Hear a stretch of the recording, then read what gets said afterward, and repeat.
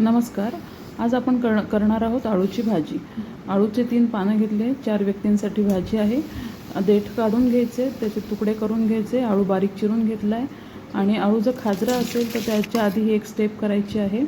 आळू पाण्यात उकळायचा, 1 चमचा तेल घालून ते पाणी सगळं एक उकळी आल्यानंतर काढून टाकायचं आहे.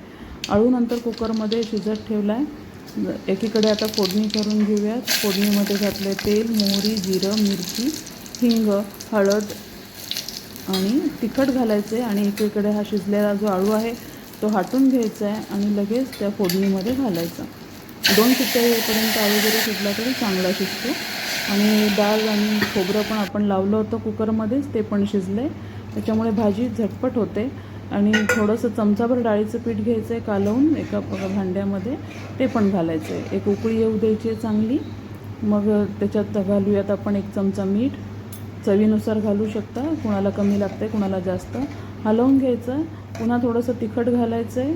नंतर चिंचेचा कोळ घालायचा आहे 1 चमचा, जो तयार असेल घरामध्ये तर, नाही तर एक थोडीशी चिंच आधी तुम्ही भिजत टाकू शकता. गूळ घालायचं आहे आणि चिंच आणि गूळ घातल्यावर तिखटपणा भाजीचा कमी होतो, म्हणून मी परत थोडं वरून तिखट घातलं आहे. 2 उकळ्या आल्यानंतर आपली आळूची भाजी म्हणजेच आळूचं फतफदं तयार. खाऊ शकता पोळीसोबत, भाकरीसोबत, कधीही छान लागते ही भाजी. एकदा नक्की करून बघा. लाईक, शेअर आणि सबस्क्राईब. थँक्यू.